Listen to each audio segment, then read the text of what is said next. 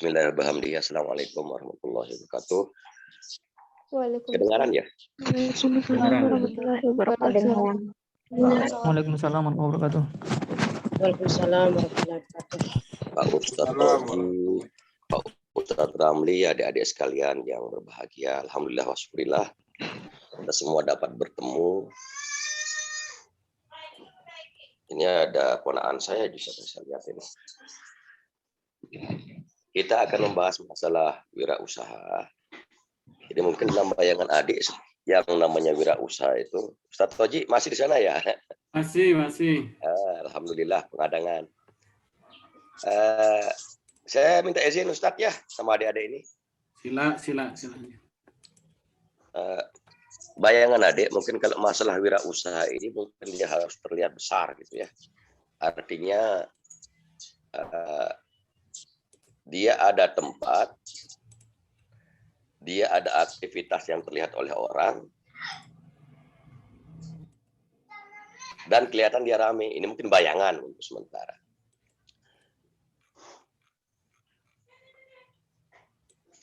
Wirausaha dalam bayangan kita sebenarnya lebih mengerucut kepada mental.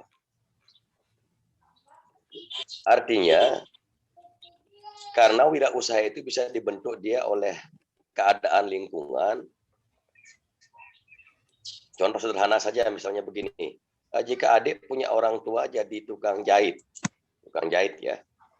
Kadang-kadang tidak sadar nanti jadi tukang jahit. Ini kebiasaan sudah ini. Kadang dia terbentuk karena keinginan belajar.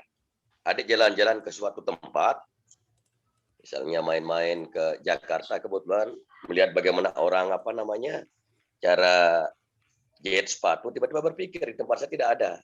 Masuk, akhirnya coba. Atau bisa juga karena secara khusus adik belajar, tuntutan daripada sekolah. Oh, saya akan mencoba membuat usaha begini karena caranya teknisnya sudah diajarkan. Tetapi selain daripada itu semua, wirausaha itu lebih terbentuk dia karena mental yang paling penting. Kadang kalau ketika kita bekerja, di akhir pelajaran wirausaha itu ada istilahnya magang. Apa itu magang? Magang itu bukan belajar bekerja sebenarnya. Magang itu adalah proses bagaimana membiasakan mental kita itu, mental adik-adik itu berinteraksi dengan orang lain. Ini paling rumit sebenarnya. Karena apa? Ketika kita magang itu kita akan merasakan bagaimana bertemu dengan pelanggan ketika mereka dengan karakter yang berbeda. Ini yang paling pertama. Ada yang tiba-tiba begitu nelpon, ketemu, nyebut harga. Walaupun harga, kalau pedagang, biasanya kelompok-kelompok orang jualan yang barangnya sudah jelas, tanpa dihitung, ini nggak ada masalah. Tetapi ada jenis pekerjaan juga yang harus dihitung dengan cepat. Ketika ini terjadi, maka yang muncul ini kebiasaan mental kita itu langsung down. Kita akan memberikan jawaban-jawaban yang kelihatan bagaimana ya, klasik, normatif, tetapi tidak ada bayangan kepada orang lain. Contoh itu maskernya adik itu ditanya. Kalau masker kayak yang dipakai itu berapa Kak? Saya mau pesan sekian.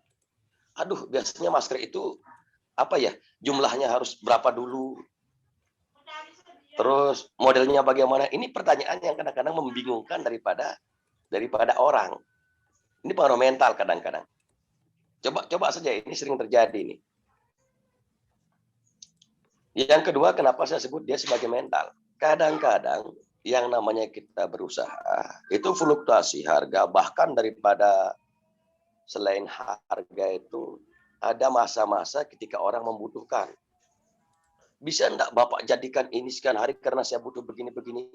Atau ada kalimat yang lebih sakit lagi. Pak, berapa harga kalau kita buat pulpen yang kayak gini berapa Pak? Oh, kalau itu saya buat 12.000. Kenapa di sana saya temukan harganya 10.000? Ini kadang-kadang bikin mangkel ini. Ini mental. Apa yang saya katakan, hal-hal yang seperti ini kadang-kadang muncul di interaksi sehingga magang itu dipakai. Ini contoh saja. Jadi magang itu sebenarnya saya lebih cenderung kepada proses pelatihan mental. Wirausaha itu lebih cenderung kepada proses pelatihan mental, bukan sekedar keahlian semata. Sehingga apa yang terjadi? Coba adik perhatikan Di beberapa tempat usaha itu, yang bisa bekerja itu siapa? Yang bisa bekerja ya kalian gitu loh. Tetapi yang dapat uangnya siapa? Yang dapat uangnya orang lain.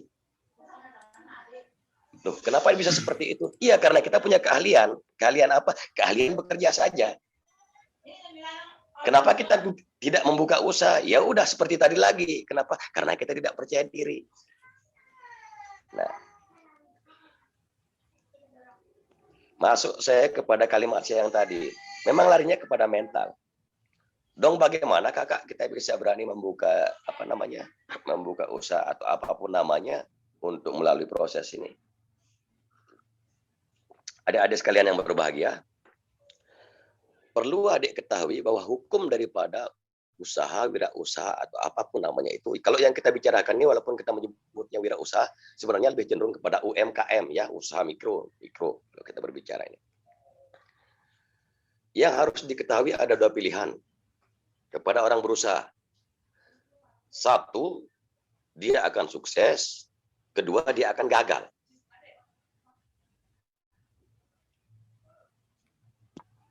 Jika seluruh usaha ini akan sukses, ya, jika seluruh usaha, itu di dalam, di kamar Bapak itu ambil. Bang Intang di lemari, di admin ya. Mohon maaf. Jika seluruh bisnis atau wirausaha ini akan gagal, akan sukses, maka tidak mungkin orang seperti kita akan melakukannya. Ini pilihannya ya. Jika semua usaha ini wajib dia sukses, maka sedikit pun untuk kita tidak bisa melaksanakannya.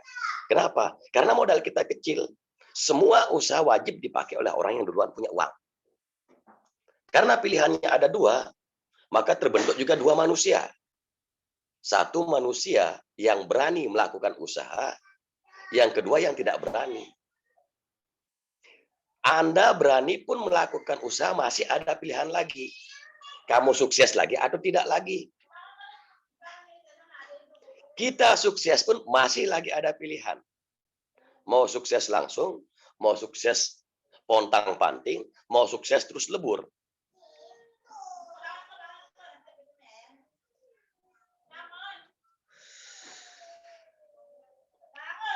Selanjutnya kita lagi berpikir, apa yang namanya usaha itu, Kak? Apa kan kita berbicara usaha, ini kita berbicara mungkin saja kalian mengatakan kan kalau teori dalam ekonomi ini kita harus boleh pakai aja nak ya. Ya, pakai aja itu. Tempat jam Bapak itu ya. Ya. Mohon maaf. Lantas bagaimana cara kita melatih melatih mental itu, Kakak? Dulu saya masih ingat di sini. Online pengantaran makanan itu, pengantaran makanan ya, itu dimulai oleh sarjana Universitas Gajah Mada di Pancor ini. Pada waktu itu kita berpikir, loh kan mungkin adik mengatakan biasa aja itu Kak kalau anak mahasiswa ngantar makanan. Pada saat itu enggak biasa.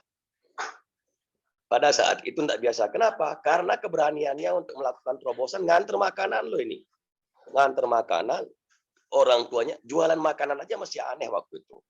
Mungkin kalau sekarang ini hal biasa deh. Pada waktu itu yang namanya mereka orang berada terpandang bersekolah jauh lagi di tempat sekolah yang elit. Pulang-pulang jualan nasi. Ketika dia jualan nasi, keliling lagi nganter. Syukurnya bagaimana? Syukurnya orang tuanya mempunyai mental bahwa alhamdulillah anak saya berani. Kadang-kadang orang tua kita juga tidak siap. Ini faktor lingkungan juga. Saya kembali lagi kepada kata-kata mental. Kadang-kadang orang tuamu juga nggak siap dengan kondisi yang seperti itu gitu loh. Jualan misalkan kita EP, ini tati, dendek, berdagang, baik, ini anu, tebu-tebu mengajah dia. Aku demenan aku kita EP ngajaran. Ada kalimat yang seperti itu. Jadi lingkungan kita malah membedakan begitu loh. Oh kalau dia guru, antara dia guru dan ini betul itu betul. Tetapi yang ingin saya sampaikan di sini bahwa di satu sisi mengabdi itu adalah status, mencari uang juga pada tempat yang berbeda. Ini harus kita bedakan. Adik menjadi guru bagus. Bahkan orang berusaha yang paling sukses pun ingin dia menjadi guru juga. Mau masuk mengajar di sekolah yang justru nggak ada honornya. Jangan-jangan dia yang menghonorkan. Gitu. Nah, kadang ini pemisahan ini untuk kita, kelompok kita di sini itu orang-orang kita yang berada di sini itu belum memahaminya. Jadi kesannya seolah-olah kalau orang berjualan itu gimana kondisinya? Orang berwirausaha itu lebih senang mereka melihat Pak Guru, Bu Guru dengan sepatunya yang bagus tapi penuh dengan pikiran utangnya. Mereka lebih berpikir begitu kadang-kadang. Selanjutnya, Dinda. Selain itu juga ada perlu kiat. Kiat ini adalah mungkin tata cara dan keinginan tahu yang lebih besar daripada orang lain. Satu, kita mulai daripada mental. Boleh, nak, boleh. Yang jam Alexander itu, coba Bapak lihat tempatnya mau dipakai. Oh iya. Tapi jangan dikotorin, nak, ya. Iya. Terus aja Bapak. Tempat jam itu juga, tapi dibungkus dulu ya. Sorry, si kecil. Sampai di mana tadi? Kiat-kiat, Dek. Jadi kiat-kiat itu yang pertama itu adalah mental, berani dulu lah gitu. Lamun penunggalang berpikir penuh dengan analisa SWOT juga susah, Dek. Penting analisa SWOT ini. Tetapi kamu mulai saja sekarang. Kenapa saya katakan kamu mulai? Wong, kakak ini kan kita harus beranalisa dulu bisnis kita kemana. Betul, Dek. Tapi mulai itu adalah faktor bagaimana kamu mengetes mentalmu bisa masuk. Ini yang sangat poin ini. Kamu mulai belajar berusaha dan mempelajari daripada pasarmu, kira-kira kebutuhanmu seperti apa yang masuk. Ini yang sangat utama dulu. Sehingga saya katakan saat ini kedebuk aja dulu, buka aja keberanian kalian. Berapa menit saya punya waktu, Pak Ustadz? Halo? 1 jam setengah, Kanda. Tapi Ya, nanti bisa saya di awal prolognya dikasih kode ya kalau sudah mulai. Siap. Kita yang paling poin tadi saya katakan untuk saat ini kedebuk aja dulu gitu loh. Apa yang ada dalam bayangan kalian coba saja dulu. Kanda nanti kan kalau Kanda berpikir begitu kan susah, kita belum tentu kita berhasil, belum tentu kita begini. Oh gimana? Belum awal-awal kan mengatakan mau berhasil, mau begini-gini. Coba aja dulu. Bagaimana Kanda setelah saya coba kok bangkrut, saya modal saya habis, nyari lagi modal, bisa gitu aja pusing kok. Begitu kamu coba sekarang, tiba-tiba kamu beli barang, contoh baju aja, kamu coba baju, cari baju. Tiba-tiba hitunganmu beda, udah ngitung laba, tiba-tiba baju itu nggak diganggu sama orang. Dong rugi kita Kanda.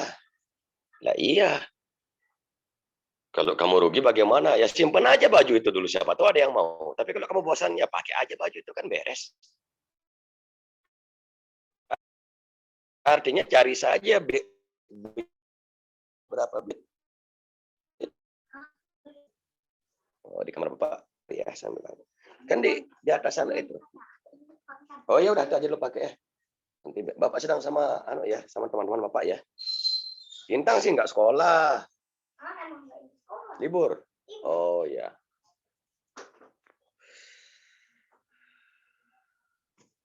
Itu kita mulai daripada mencoba, Dek. Setelah mencoba, kamu punya skill. Ini tetap ini. Jadi kelemahan daripada orang-orang kita memakai orang, tetapi dia tidak punya skill. Ini kebiasaan kita. Tahun 97 saya bekerja di percetakan Bina Sakti di Jakarta. Itu pekerjaan motong kertas. Di sana saya bekerja di hari pertama itu saya temukan orang lagi demo minta gaji dinaikkan. Jadi tidak masuk mereka. Pada saat itu ada pesanan pemotongan kertas di percetakan di Kampung Melayu. Kampung Melayu namanya di Jalan Pramuka, masih ingat saya di toko itu. Yang saya temukan bagaimana? Jadi Cina ini penuh dia dengan kalung, dengan ini bosnya ini. Karena karyawannya tidak masuk, enteng aja diambil kertas itu, masukkan di mesin potong, tombol lagi. Dengan pekerjaan yang lebih bagus daripada anak buahnya. Artinya, dengan kondisi mereka yang sesukses itu pun juga dia skillnya itu tidak hilang. Memang ada kakak pekerjaan yang mereka tidak punya skill tapi sukses itu namanya ngelekang kepeng kalau yang begitu. Kamu punya uang, kamu pinjamkan orang, terus kamu minta lebihnya, beda kalau yang begitu. Artinya semua usaha ini dia bisa berkembang kalau ilmu dasarnya itu wajib kamu miliki. Ilmu perhitungannya wajib kamu miliki. Jika kamu sudah bisa mengetahui ilmu dasar itu, Tuhan akan membantu kamu dengan cara tidak bekerja. Yang mana nama tidak bekerja? Cukup kamu hitung saja nanti. Ini ilmu dasar yang harus kalian miliki. Selanjutnya, memahami tips dan triknya. Seperti apa itu tips dan triknya? Kayak model sekarang, gaya online. Bagaimana melihat melihat orang lain bisa tertarik kepada keinginanmu. Tips dan trik itu biasanya muncul ketika kamu tidak punya daya upaya. Apa contohnya? Contoh yang paling mungkin adalah kamu punya ide yang banyak sekarang ini pada saat kamu tidak punya alat. Ini sering muncul terjadi deh.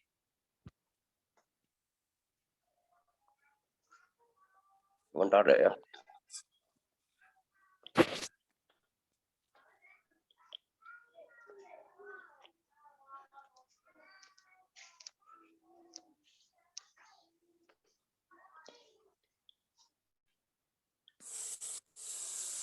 Di bawah anak saya, korek saya.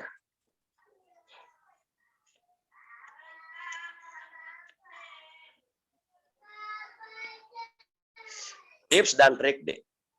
Apa yang kalian inginkan itu dari pengembangan usaha kalian? Satu, catat dia. Yang kedua, siapkan pengganti kalian untuk melakukannya nanti.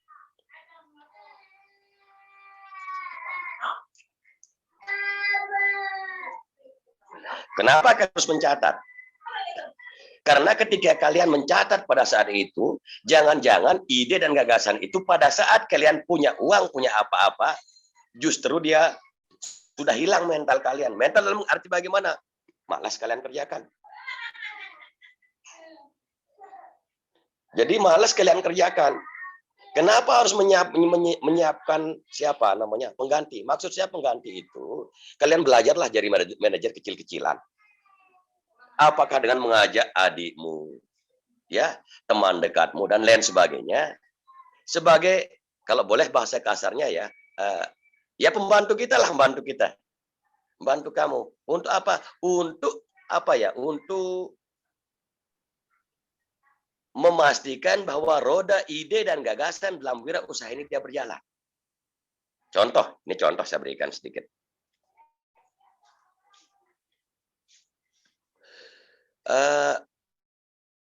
Ada orang, saya mulai dari paman saya. Dia ahli tukang jahit. Kalau dia jahit, itu kelas-kelasnya kelas DPR, bukan kelas kita. Atau minimal daripada dosen-dosen IAIH. Dosen STKIP, Pak Oji, itu Pak Ramli, itu biasanya kalau dia buat jas bagus, itu yang dikerjakan. Bukan mahasiswa. Jahitannya sangat bagus, terkenal. Bahkan saya sampai di Lombok Tengah, sampai saya di Mataram, itu disebut. Oh, Pak Ahmad itu ya, ditahu dia. Ditahu, saking hebat jahitannya. Ketika jahitannya sudah hebat, ada brand yang dia miliki. Brand apa? Brand Pak Ahmad ahli jahit. Kalau jadi Pak Ahmad, kita akan pakai. Apa yang terjadi? Pada saat dia senang menjahit, kenapa sih? Pada saat dia senang menjahit, waktu itu, ya dia masih menerima pekerjaan orang. Lama-lama si Pak Ahmad ini suka sama permata, sama cincin, sama dan lain sebagainya. Sama mancing apalagi. Akhirnya karena dia suka mancing, pekerjaannya terabaikan. Dia lupa bahwa dia punya brand yang bisa dipasarkan melebihi teman-teman yang lain. Yang namanya kita punya brand, walaupun bukan kita yang jahit baju ini, pada saat misalnya ini, ya saya terkenal ahli buat baju ya. Pokoknya dia mesen di saya, walaupun saya nanti suruh orang lain. Yang dia tahu saya yang kerjakan gitu. Padahal bukan saya. Siapa tahu anak buah saya yang kerjakan. Pokoknya dibawa ke saya. Pak Ahmad ini dia keenakan mancing. Akhirnya bagaimana? Karena dia keenakan mancing, mereka lama-lama dia tidak mau menerima pelanggannya. Ujung-ujungnya bagaimana? Dia hanya mau menerima baju-baju yang sifatnya sebiji dua biji. Memang jahitannya mahal. Bosan gitu loh. Bosan mungkin dia punya uang. Iya, dia punya uang tapi dia sudah bosan. Apa yang terjadi sebenarnya? Dia sudah membunuh brandnya sebenarnya. Seandainya sistem manajemen dia pahami, maka dengan melatih anak buahnya, tukang jahitnya banyak, dia tinggal telepon saja sebenarnya. Coba terima, ukur bapak yang datang itu. Karena apa yang namanya brand itu, semua barang yang keluar dari tempat itu akan dianggap memang hasil karyanya. Akhirnya bagaimana? Ya berhentilah dia perusahaan besar yang dibanggakan itu. Ini sampel pertama. Yang kedua, saya juga pernah alami. Saya berangkat dari pekerjaan tukang desain. Jadi tukang desain itu tukang gambar. Misalnya adik datang kepada saya, Kak saya ke percetakan lain. Di cetakan lain adik meminta dibuatkan kop surat. Sebelum jadi kop surat, pekerjaannya adalah saya yang merancang kop suratnya dulu. Sebiji, lalu diperbanyak sama mereka. Saya berasal dari sana pekerjaan saya. Lama-lama saya berpikir bahwa duit daripada tukang desain ini kok nggak banyak, saya berpikir begitu. Capek saya. Lebih baik saya buat percetakan saja nanti tanpa bekerja lelah pun hanya dengan berkarya sedikit uangnya lebih banyak. Apa yang saya lupakan? Saya lupa membentuk kader-kader yang justru butuh dengan nilai uang, mohon maaf, yang saya anggap remeh itu. Selembar desain pada waktu itu Rp5.000. Kalau dengan kurs uang pada saat ini, itu paling murah dia 100.000. Asumsi saya harga rokok. Kalau dulu harga rokok 600, sekarang menjadi 20 sekian. Ya kalian kalikan aja gitu loh. Dulu harga emas itu 25.000. Sekarang sudah menjadi, nggak tahu saya 7 juta ya. Kan 20 kali 5. Pada saat berarti kalau 20 ya 100 ribuan. Ongkos desainnya saja. Saya berpikir capek saya desain. Kok males ya saya berpikir begitu. Akhirnya saya tinggalkan dunia desain ini. Kenapa saya tawarkan adik menyiapkan pembantu, menyiapkan kader, menyiapkan anak buah, bukan untuk bergaya, adik, tapi untuk membuat beberapa para wirausahawan baru. Mungkin bagimu ongkos desain itu nggak penting, terlalu murah bagi kalian ketika kalian akan mulai menapak. Tetapi bagi orang lain nilai itu sangat tinggi. Karena itu, ketika kita sudah membentuk diri kita menjadi naik tingkat menjadi manajer, ada anak buah kita. Ketika kita tidak tertarik kepada pekerjaan itu, walaupun kita meningkat, pada saat itu pekerjaan ini kita wariskan kepada orang lain. Ini tujuannya sebenarnya. Sama ketika adik sekarang mulai belajar usaha, Kak, saya belajar usaha kecil-kecilan, mulai menjual baju, ya, dengan cara keliling. Kalian sukses. Enggak lagi kalian berjalan dengan cara keliling, tapi sudah mulai membuat mini botik misalnya, kecil-kecil. Akhirnya keliling itu kalian malas. Berapa sih Kak? Cuma dapatnya 10.000 kok sekali jalan. Iya, 10.000. Bagi kita mungkin saat kita sukses itu nggak ada nilainya. Tapi bagi orang yang butuh makan, sangat bernilai dia. Nah ini prinsip selanjutnya adalah membuat mengembangkan diri dengan cara menciptakan, membuat anak buah, apapun istilahnya, kalian lebih paham kan di ekonomi hal-hal yang seperti ini. Selanjutnya, mental. Kalau kalian lebih banyak mungkin berpikir, usahawan muda yang sukses itu kelihatan dia dari begitu dia buka, dia berada, dia punya, dia ini dan lain sebagainya. Ada dua bentuk usaha, satu yang terlihat oleh kalian itu namanya UMKM yang itu ya. Jadi kalian jualan rame, ini gitu loh. Ada juga yang di belakang layar. Jadi dia hanya bermodal UD, masuk menghubungi kolega, tanpa dia keluar rumah, barangnya bergerak. Ini juga yang kelihatan. Jadi kelihatan dia tidak punya pekerjaan, tetapi di belakang layar.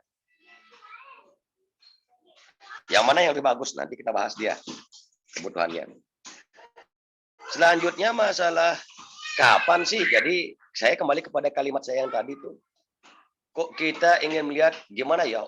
Dia muda, cantik, sudah tajir gayanya yang seperti ini. Ini mimpi kita. Tetapi bagaimana kalau itu tidak berhasil?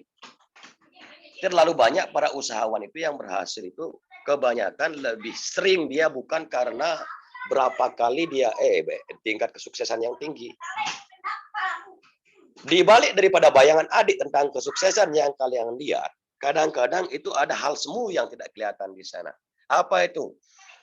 Mereka mampu menampakkan dirinya padahal di balik itu begitu sulit yang mereka hadapi. Ini juga mental ini kalian siapkan. Kak, ada teman saya baru mulai usaha. Oh, gimana triknya itu, Kak? Saya mau belajar sama dia. Jadi dia buat usaha, dia sewa tempat, ada tempat telepon di sana, ada mobil, pakaiannya selalu bagus. Terus yang lain teman saya, dia jualan makanan, Kak. Keliling terus. Kok lebih happy kelihatannya jual makanan itu? Ya, ini paradigma. Bayangannya begini. Berhenti berpikir bahwa apa yang kalian lihat seperti sekarang, ya maklumnya namanya mahasiswa ini. Kadang bandingannya adalah apa yang terlihat pada saat ini. Kalau kamu mengukur, usaha itu dia hebat karena kamu melihat tajirnya mereka. Bagaimana mereka menggunakan mobil, bagaimana mereka menggunakan sarana yang sangat enak dipakai. Itu nggak rumit untuk musim-musim saat ini. Ini juga kamu harus pahami. Mereka punya mobil bagaimana? Ya gampang. Mobil saat ini hanya dengan DP 4 juta. 4 juta kalian itu sudah bisa nangkring loh mobil di tempat kalian itu. DP 4 juta. 4 juta banyak, Kak. Ya ukuran kalian sekarang, tapi sebenarnya sangat kecil untuk ukuran dulu. Kalau ukuran dulu bagaimana? Ya 50-an saja. Ya nggak cukup kita DP. Sama dengan motor. Motor saat itu, hati-hati. Motor yang dimiliki oleh orang tua kalian itu, kalau dihitung dia dari masa dia miliki sampai sama kamu sekarang, itu nilainya sudah 200 juta. Dengan permainan rupiah. 200 juta sebenarnya.